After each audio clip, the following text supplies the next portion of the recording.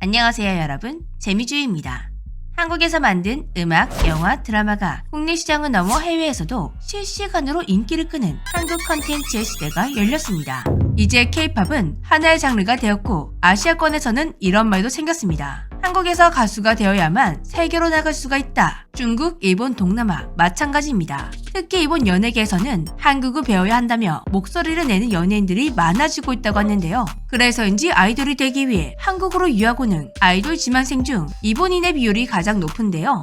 상황이 이렇게 되니 일본 연예계에서는 심각한 문제가 터지고 있다고 하는데요. 그동안 일본에서 인기를 끌었던 K-팝 스타들은 대부분 한국에서 먼저 인기를 얻고 일본에 진출하는 것이 일반적이었으나 지금은 한국 엔터테인먼트가 아예 일본에 진출해 현지 아이돌 그룹을 만들고 있습니다. 그리고 무슨 마법에 걸린 것처럼 한국 엔터가 만든 일본 아이돌들은 순식간에 일본 연예계에서 탑스타로 떠오르고 있는데요. 사실 그럴 수밖에 없었습니다. 일본 엔터에서 만든 아이돌과 한국 엔터에서 만든 아이돌은 기본적으로 노래, 춤, 실력 등에서 모두 압도적으로 차이가 나기 때문입니다. 대표적인 그룹이 바로 니지우인데요. 니지우는 JYP에서 만든 일본 현지화 걸그룹으로 2020년 12월 일본에서 데뷔했습니다. 그리고 데뷔하자마자 오리곤 차트 1위 신기록을 세우면서 탑스타로 떠올랐습니다. 일본 국민 프로그램 홍백갑 전에 데뷔 29일 만에 입성하는 신기록까지 세워버렸는데요. 그런데 JYP에서 만든 니지우가 너무 많은 사랑을 받자 황당한 루머가 붙고 있습니다. 인기 그룹에게 붙는 터무니없는 루머들, 인기인이라면 감수할 수밖에 없는 숙명이지만 지금 나오고 있는 루머는 그냥 무시할 수가 없는 루머였습니다. 일단 루머를 퍼뜨린 사람부터가 문제였는데요. 네티즌이나 안티 중 하나가 아닌 일본 TV 디렉터가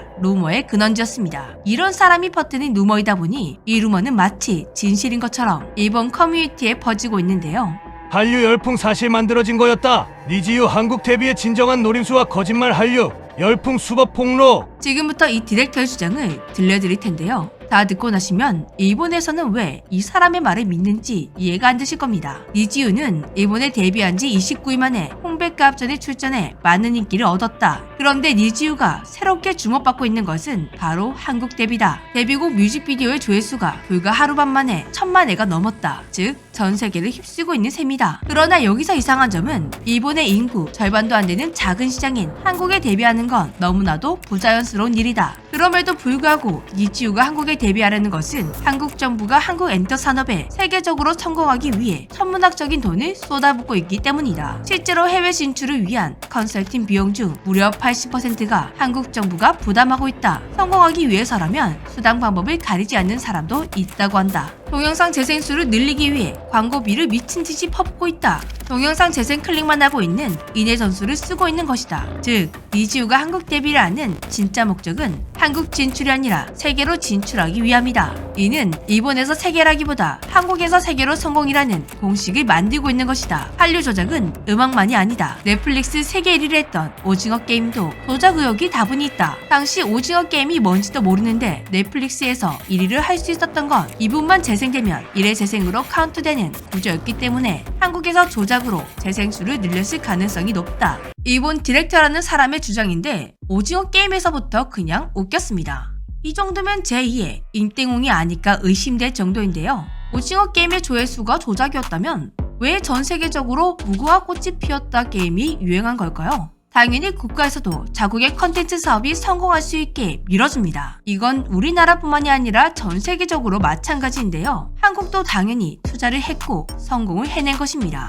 그런데 일본은 수조 원을 투자했지만 큰 효과를 보고 있지 못한 것이죠. 일본에서도 이번 컨텐츠 성공을 위해 밀어줬던 것은 알지 못하는 걸까요? 왜 한국만 국가에서 밀어주기 때문에 성공할 수 있었다고 말하는지 의문입니다. 현재 이 디렉터의 주장은 일본 트위터나 커뮤니티에 돌면서 마치 진실인 것처럼 퍼지고 있고 조회수가 어마어마합니다. 하지만 세계 K-팝 팬들은 이 디렉터의 영상이 얼마나 말도 안 되는 주장인지 댓글을 남기고 있는데요. 해외에서 봤을 때는 얼마나 웃기는 주장일까요? 반면 일본 주요 언론들에서는 한류의 성공을 보고 쿨재팬의 실패를 냉정하게 반성하고 분석하는 기사들을 내어놓았습니다. 일본 문화를 세계 자랑하는 비즈니스로 만들자고 시작된 쿨재팬은 한류의 성공을 벤치마킹해 2012년 일본 정부가 출범한 정책입니다. 벌써 10년이 넘은 정책인데요. 하지만 심각한 실적 부진으로 올해 초 존폐 위기에 몰렸다고 합니다. 니혼게이자의 신문에서 파악한 누적 적자만 벌써 1066억엔, 하나로 2조 310억 원에 이른다고 합니다. 이는 추진했던 사업들이 대부분 실패했기 때문이라고 하는데요. 가장 대표적인 실패 사례가 이세탄 더 재팬 스토어라고 합니다. 2016년 말레이시아의 수도 쿠알룸푸르에 일본 백화점 이세탄이 출점했습니다. 펀드에서 93억, 미쓰고시 이세탄 홀딩스 자회사가 97억, 총 200억에 가까운 돈을 출자해서 문을 열었는데 개업 1년 반 만에 모든 주식을 팔고 철수하는 뼈아픈 실패를 겪었다고 합니다. 이런 허무한 결과는 영화계에서도 이어지고 있는데요. 일본 중앙성청 중 하나인 일본경제산업성에서 헐리우드에 진출할 영화를 만들겠다며 영화기획과 개발 사업에 뛰어들었습니다. 민간 펀드를 조성해 7편의 영화 개발을 계획했지만 어찌된 일인지 지금까지 단 한 편도 나오지 못하고 적자 경영이 이어지는 중입니다. 분명 한류를 모티브로 만든 정책인데 왜 쿨재팬은 한류와 전혀 다른 결과물들이 나오고 있는 것일까요? 일본 언론에서 자체적으로 분석한 결과 정책의 모호함과 일본의 자만심이